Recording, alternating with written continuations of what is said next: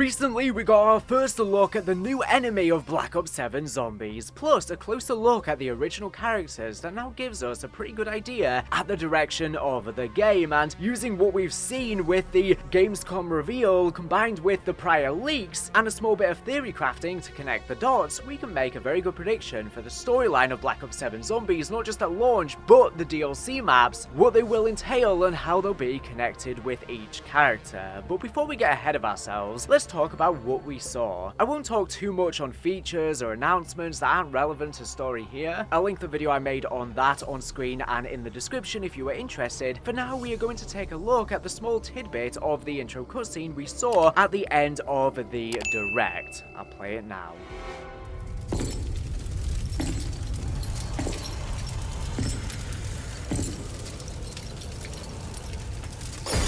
We see the scene picking up where Reckoning's ending cutscene left off, showing us the original characters alongside the Terminus crew in the lobby of the Dark Ether version of Janus Towers. Yes, this will be a small section of the map. I don't know if it is going to be the launch map again, but it's certainly going to be one of the points of interest. Of course, the map is going to feature other parts from TranZit as well, such as seemingly the diner, the farm as well, that's been the only one we've managed to get a proper look at, and potentially some others, as well as seemingly there's going to be a bit of a mix mash between different maps and areas, so there's probably going to be some new sections we've never seen before and potentially some other maps as well, which is all really exciting. And it's exciting as well that Treyarch have announced there's going to be an intro cutscene for every Black Ops 7 Zombies map. All are going to be CGI, as well as they plan on doing more mid-Easter egg cutscenes as well as ending cutscenes. This has been a big problem with Black Ops 6. I don't know why they just stopped doing the intro cutscenes after Citadel Day more, but this is so important with the original characters back, because that's the thing they need to get right. They need to get the character writing right and the emotional connections, and we are not able to get that if we don't get cutscenes, I'm afraid. And it does seem like, considering they want to do CGI cutscenes throughout for Black Ops 7 Zombies, that probably all of the budgeting has gone into Black Ops 7 as opposed to Black Ops 6, and that's the problem with developing two games back to back. And it is such a shame that Black Ops 6 has ultimately ended up being just a filler game to pass us on to Black Ops 7, and it does seem like Black Ops 7 has gotten the majority of the resources. That does make me upset, and the silver lining of that is finally we're going to be getting a year of proper CGI cutscenes, but I really think Black Ops 6 and 7 should have both gotten them and been spaced out a bit more instead of releasing back to back.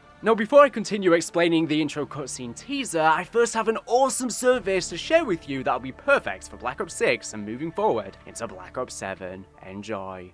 I have the perfect service to showcase for you today to better your gaming experience. I know you love the Call of Duty grinds, racking up kills, unlocking camos, clutching those dubs, completing zombies Easter eggs, and grinding through the ranks. But let's be real, sometimes you hit a brick wall. Whether it's a brutal rank match, a tedious camo challenge, or trying to level up fast with a slow to level weapon no matter the mode, multiplayer, zombies, or Warzone. That's where Skycoach comes in. And trust me, it's a total game changer. Let's jump in and explain how it works. Skycoach is the ultimate platform for leveling up your gaming experience, and it's trusted by over 150,000 players worldwide. The reviews speak for themselves. If you are grinding Call of Duty, their pro-level boosting and coaching services can help you dominate lobbies, push through tough content, or just make the grind way more fun. They are not hacking your game, don't worry, you are safe. They're just assisting you in getting better and leveling up. But here's the deal, Skycoach doesn't just stop at COD. They've got your back for 25 of the top games, like Fortnite, World of Warcraft, Rainbow Six Siege, FIFA, and more. And hundreds more less popular games too.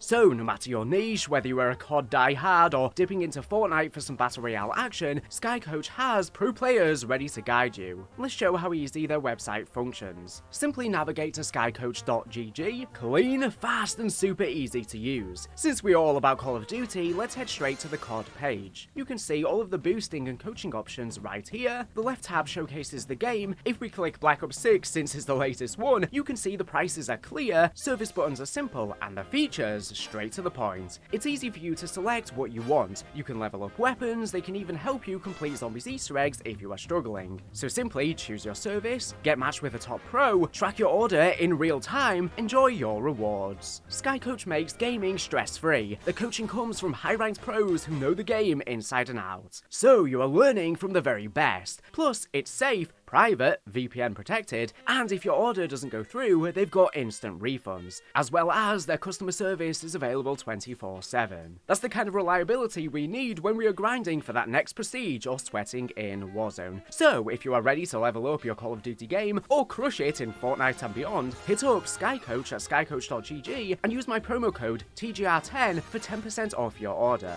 Check the description, save/copy my code, click the link and you are set to dominate. So a big shout out to Skycoach for sponsoring this video. They are the go-to for all gaming revolutionists, and I hope they help you out immensely too.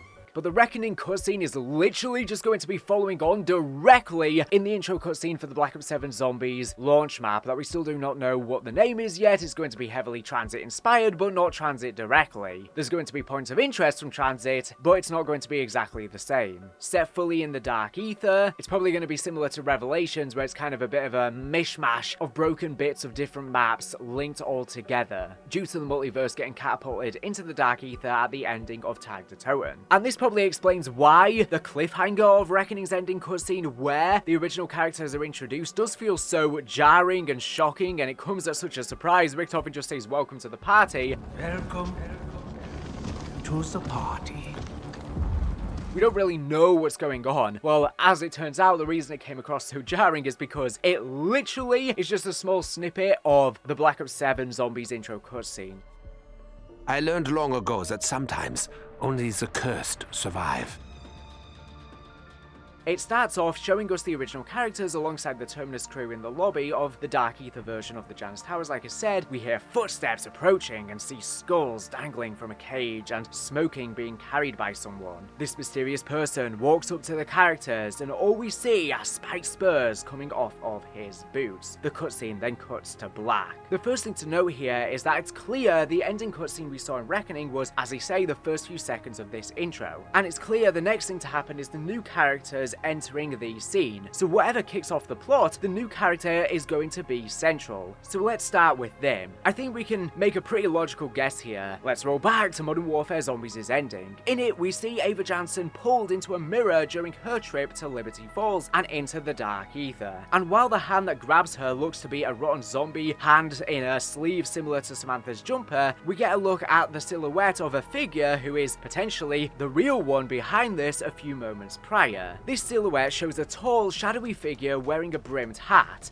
At first, we heavily theorized this could be the Shadow Man, and I still don't necessarily discount that entirely, but this new cutscene has changed what I feel the most likely answer is. The key is those boots from earlier. They had spurs that jingled with each step, something directly from a cowboy's outfit. Line that up with his hat shape, and it actually does look quite a bit more like a cowboy hat rather than the Shadow Man's hat at all. And the smoke coming from this figure does seem reminiscent of the smoke drifting out from those heads in the cutscene. Not to mention the fact the silhouetted character here is on the roof of the mansion in Liberty Falls, very close to where the characters currently are in Black Ops 7 Zombies. But then, who could this cowboy character be? I think we can look back at some of those old leaks to get a pretty solid idea. Firstly, there's the Insider Gaming article that linked the return of the original characters some time ago. In this article, Tom Henderson briefly goes over the planned plot for Black Ops 7, and mind you, the other details in this article mention the TranZit-inspired map, the original characters returning, and it's all come true. The article says the zombie storyline will revolve around a new enemy character who wants to absorb the dark ether essence of the original 4 characters and bring back the old multiverse. So it definitely seems to me that this character is almost certainly this new enemy. Some sort of shadowy dark ether figurehead, perhaps even a Shadowsmith who is dressed up like a cowboy, because the entity mentions the Shadowsmiths will take you, Ava, if she is defeated, as she was seemingly protecting against the Shadowsmiths, and then she is taken soon after.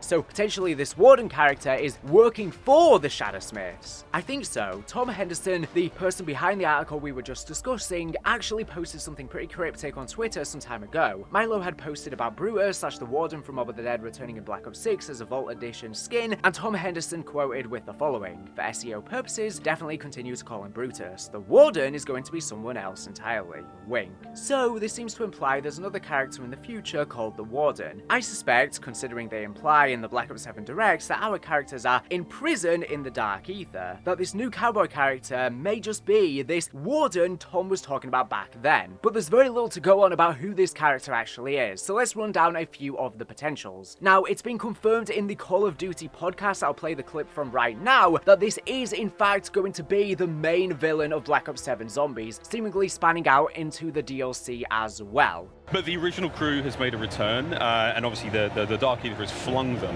up against some old pals. Yeah, at the end of the Black Ops 6 story, we see, you know, a version of the Black Ops 6 crew seemingly in the Dark Ether with some version of the original crew. In the developer direct, we got just a peek at what we think could be the big bad of Black Ops 7. Yeah. Definitely an ominous villain may have appeared.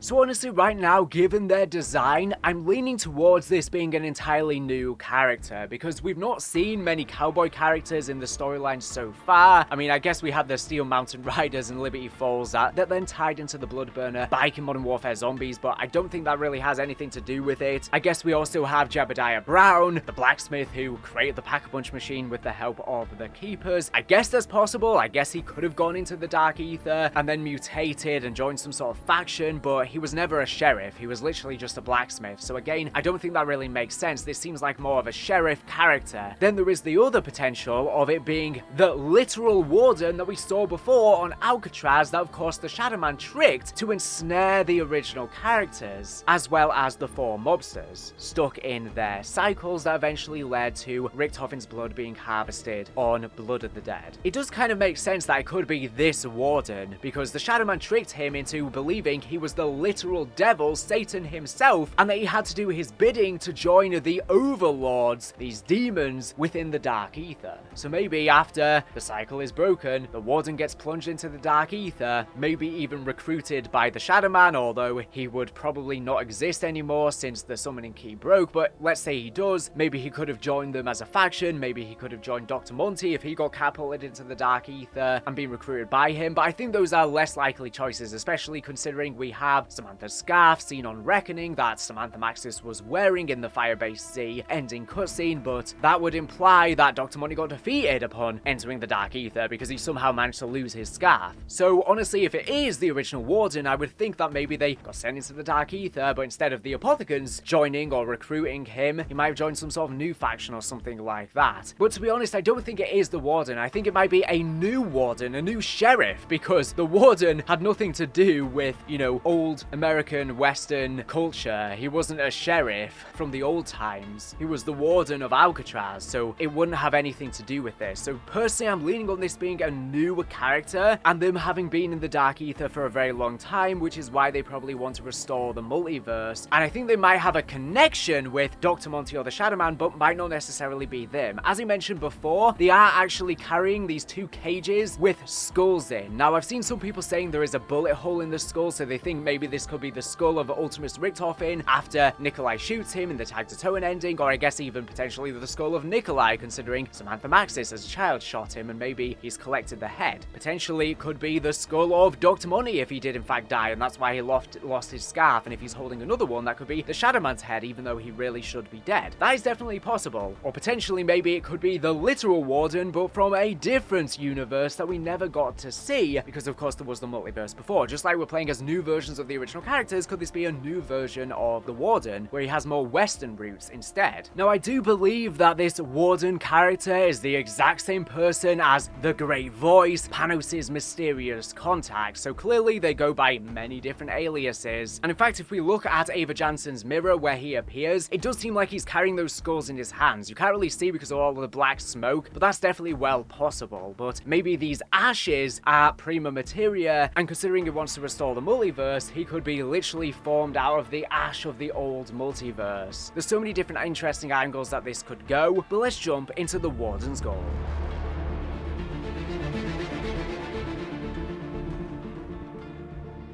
So, the Warden's goal is to keep the characters imprisoned in the Dark Ether. Makes sense. So how does establishing all of this as true help us figure out the DLC season? Another Insider Gaming article from a while ago on Black Ops 7 will be our first step. In this article, it's written that the plan of Black Ops 7 Zombies is to end up with 6 round-based maps in total by the end of its life cycle. That puts us at 1 on launch, the TranZit 2.0-esque map, and then 5 DLCs. In this article, though, they mention where these maps are currently being concepted to take place. Let's take a look at those locations. He said it's understood that Treyarch was playing around with more out there settings this time around, including a map set in post-World War II New York where the Nazis had dropped a nuclear bomb, with another map being described as being set in a Japanese temple at the foot of an erupting volcano. Other ideas included a map set in Vietnam, one in Afghanistan, and another out there idea of one being set in a space station in the Dark Ether. So in total we have a New York Nazi overrun map, a Japanese temple at the foot of an erupting volcano, a Shogun temple, Vietnam, Afghanistan, and a space station.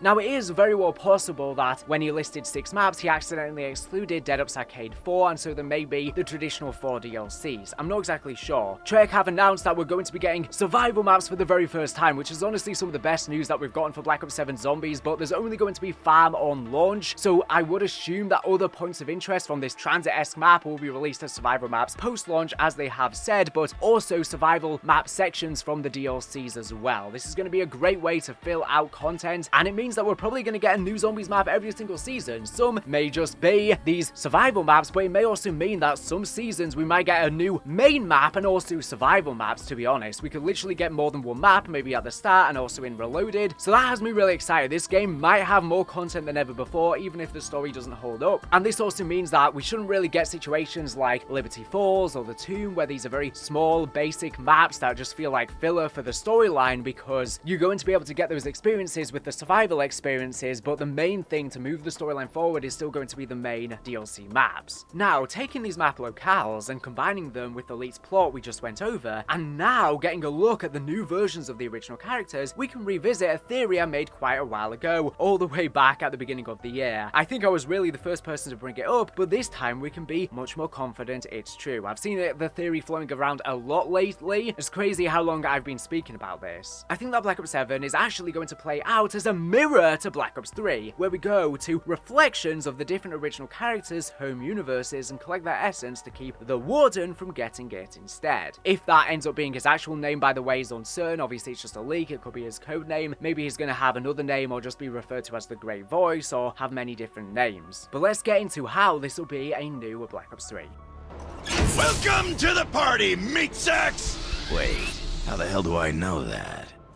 Firstly, look at the original characters. They look very weird in the reveals that we've gotten for Black Ops 7 Zombies, very different to how they appeared in the Reckoning's ending or the intro cutscene for this Black Ops 7 Zombies map. They are veiny and sickly, and they have very pale skin. Their eyes are even glowing this orangey looking colour. And while I think it's an odd design choice, it would make sense if they look like this, because in that intro cutscene, the Warden steals their essence and rips it away. However, I think Treyarch have done a very bad job at these designs, because they just look like a mobile game or something like that. They have absolutely no aura. If you compare them to shots of Ultimus or Primus, it's crazy the stark difference. Even Primus in COD Mobile have so much more aura than these ones. I don't know why they have done this, honestly. Like I said, I understand from a storyline perspective why they would look sick, but it just looks so unnatural the way they are. And honestly, they look very low res, and the lighting in the images they've released look very, very strange as well. But if we actually look in the little intro cutscene teaser, we can see that the Requiem crew and also the original characters are all on the floor. So most likely, the bit that's cut off that we don't get to see of this cutscene, the Warden comes in and basically wrecks all of the characters and takes their essence and steals their essence and just completely obliterates them, which shows them how powerful this character is. And you can see there's a load of dead zombies or dead people around scattered all over the floor as well, so maybe their essence is harvested as well, or they're just innocent bystanders. But I believe that's why they look normal in Reckoning's ending, but so sickly in game. game, because they've had their life essentially sucked out of them, and now they're essentially corrupted by the Dark Ether. Just like what happened to Samantha Maxis and why she ended up having purple eyes, but at the same time, this seems to be a different process if they're getting their essence stolen, as opposed to just merely mutating, considering the eyes aren't exactly purple, like I said, they're this orangey yellowish colour. This would set up our journey to get it back before he can restore the multiverse and explain these insane locales. It is the Warden attempting to create old universes once more with the stolen essence we take back. So potentially, in the launch, we manage to get the essence back, but the Warden starts capitulating the old multiverse back into existence, and each character matches quite well with the locale from the DLC season that leaked. Let's start with the simplest, the new Takeo, with a complete samurai getup, fits perfectly with the Japanese temple underneath a volcano. This is almost certainly his universe, and I would suspect one of the DLCs will be going there to retrieve his essence. I think once we take the essence back, these old universes beginning to reform will then go away, somewhat like the fractures changing throughout the season of Black Ops 3. And I think this is an interesting twist, where instead of, for example, with Primus and Ultimus, where they're all from the same universe, we instead see different versions forced to be together, kind of like the alternative Revelations / Die Rise loading screen that depicts Ultimus Richtofen with the rest of them. These could all be different people from different universes, because they all do look like they're from different eras, forcing them all into a sticky situation where they have to survive but don't really know why they're here or what exactly they're up to, and Requiem will have to reckon with that. They'll have to reckon with each other and figure this out and be forced to survive regardless. The new Richtofen, obviously decked out in 935 and Nazi iconography, fits perfectly with this New to New York idea where the Nazis had won World War II. And I'm so hyped for Group 935 to be back. Again, this leads credence to the idea that these versions of the original characters, which Treyarch have confirmed are new versions different to Ultimus and Primus, these are Dark Ether incarnations, whether they're called Tempest or not is yet to be determined, which means time in Latin. A version of Group 935 existed in an alternative timeline, and I do wonder how different that Group 935 could have been to the ones we saw in the past or the fractures in Black Ops 3, which I've been making lots of videos on the channel lately. For example, the Agonia Maxis and how much more powerful Group 935 and he were in that fracture. So I'm really interested to see how they handle Group 935's lore in the Dark Ether storyline now. Are they going to fill us in much on that, or is it just going to be a little detail that's not really expanded upon? I hope it's the former. This would be his home universe, and one where it seems he worked with 935 to win World War II and take over the world. Here we retrieve his essence, and this would make him a very villainous character as well, so it's going to be interesting how the other characters connect with him as well as the Requiem characters. There's going to be a lot of hatred and animosity surely between them. Hopefully this can provide some tension that was lacking in Black Ops 6 Zombies, even though Black Ops 6 should have had it as well. There was definitely ample room with Weaver and the rest of them to really have some conflict, but it never really materialized. Then the two that aren't as obvious initially. Dempsey is almost certainly probably Vietnam. His rugged look, cut sleeve military uniform and general aesthetic fit very well for a soldier in the Vietnam War, and Dempsey, pulled directly from the front lines before falling into the Dark Ether, also makes for a way to double down on his aggressive and bombastic nature. So here we would return to the Vietnam that Dempsey left behind and retrieve his essence. This leaves us with two other maps, Afghanistan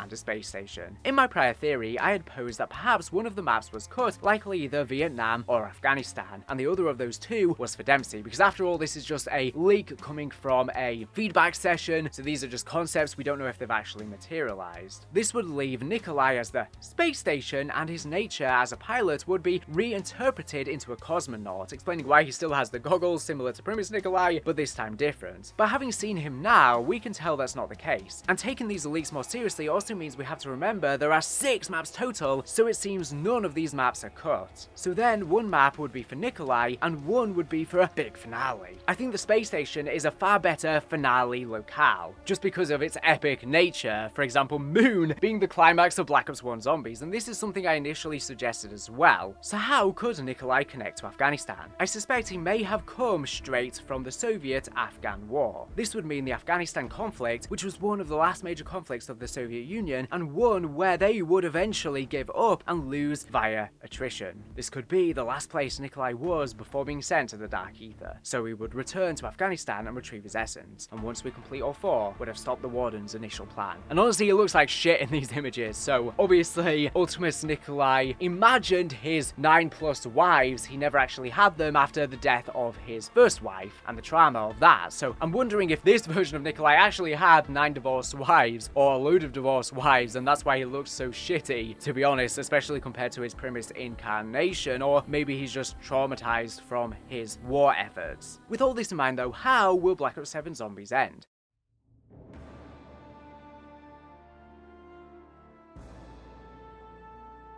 From here, we would be catapulted to the Dark Ether space station for a finale. I suspect this would be a plan to return Requiem back to Earth now that they helped the original characters stop the Warden. It could be that this plan is actually duly orchestrated by the two Richtoffens, the new one and Eddie working together, one from inside the Dark Ether and one from outside. The new Richtoffen, also clearly a scientific genius if he was working for Group 935, would be able to use this space station's futuristic technology, likely either built by Eddie and put into the Dark Ether sometime during Project Janus, or part of some futuristic universe that was thrown into the Dark Ether and return Requiem to Earth. This would allow them to escape back to Earth within the year 1992, and be back in time for Grey to then use the samples she took in the Mum Gene's Intel and Reckoning to create Ava, have her, probably in 1993, and they would slowly get sick and begin to die from their Dark Ether exposure, until they knew when they died they would create an outbreak, because they were literally walking Dark Ether time bombs, which is why when their essence is harvested and they do die, those canisters are literally being thrown onto the ground, starts an outbreak. This would mean they all instead extract the Ethereum from themselves, setting up the situation we see in the Grey tapes in Modern Warfare Zombies come in 1996. This would also mean what the entity was protecting Ava from the entire game was the Warden/Shadowsmiths. The only variable this would leave on the table is Ava Jansen. Is she pulled into the past somehow using time distortions at the mansion and going to be a part of Black Ops 7? Or is the Warden pulling her into the Dark Ether after Modern Warfare Zombies, the start of a new plan after the entity is defeated, meaning that we don't fully defeat him in Black Ops 7 Zombies, and that could maybe even move forward for Black Ops 8, which I really hope not. If it doesn't come into fruition in Black Ops 7, then it will likely be the center plot of whatever experience comes after. It surely has to be, but why on earth drag out a story that long? However, with such a long time between the two games, that's around 300 years in Dark Ether time, so plenty could have happened in between. Could Ravenov or even Janus Richtoffen help retrieve us from the Dark Ether on this space station from outside in the regular world? That could very well be possible and set in motion Ava Jansen's creation, or maybe it's even Grey's idea. We don't know why she is made to try and hold back the forces of the Warden, but that's to be seen. It could have literally just been so the entity could fight the Warden from the inside, and maybe the original characters end up stuck in the Dark Ether fighting them forever. But ultimately, that's what I think we will see from the game's DLC content, traveling to the scraps of various universes, retrieving the stolen essence of the original four, then using the space station to send Requiem back to Earth in time for the tapes they record for Ava. Let me know what you think. Are we onto something here? Is this how you think Black Ops 7 Zombies will play out, or were all of the leaks wrong and you think the maps might be something else entirely? I'm sure we'll at least get some of them. Obviously with leaks, everything's subject to change, and like I said, they're just concepts, and I definitely think we will be getting some of them, but Treyarch have announced at the Black Ops 7 reveal that they are going to be fully in the Dark Ether with all of the maps, allowing them to go to much crazier locations. So in my head, that is confirming these leaks, that at least a few of them are true. Let me know your thoughts down below. I'd love to know your theories. Anyways, thank you for watching the video. Make sure to subscribe if you're not here for latest and greatest Call of Duty news and information.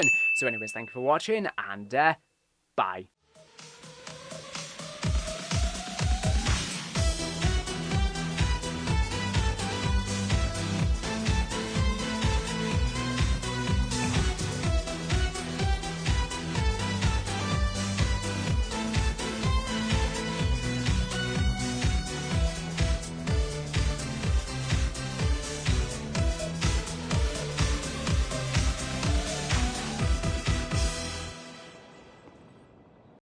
To conclude this video, I want to shout out the fact that I finally decided to make a Patreon and Cameo account, both of which will be linked below if you want to help support the channel. On Patreon, you can sign up for the lowest tier of just $1.50 a month to get exclusive access for my Discord, where we can discuss Zombies lore, trivia, or whatever you desire. A place where you lot, my community, can better connect. Your names will also appear at the end of videos thanking you. For $5.50 a month, you get all of that, and I will be doing exclusive monthly Q&As. And for $16.50 a month, you again get all of that, and I will be doing exclusive lore videos, such as unpacking niche parts of the Treyarch documents I've been breaking down on my channel that don't as much suit a main channel video. For the highest tier, only for those with the ability to and who really want to help out the channel, you get special bonuses I've yet to determine and verbal shoutouts at the end of every video. Over on Cameo, I can do funny videos reading lines from Zombies, memes like "How do we tell tell him birthday wishes for friends or family or whatever else you desire, practically anything. Of course, none of this is necessary, just watching and enjoying the videos helps me immensely and I greatly appreciate it. However, I think it's about time I start setting up additional revenue streams because Zombies' popularity is tumultuous and always goes through ups and downs. As I'm sure you've lately seen on the channel, viewership is down a lot. We go through big highs when new games release, but then during these drought periods, I need more income stability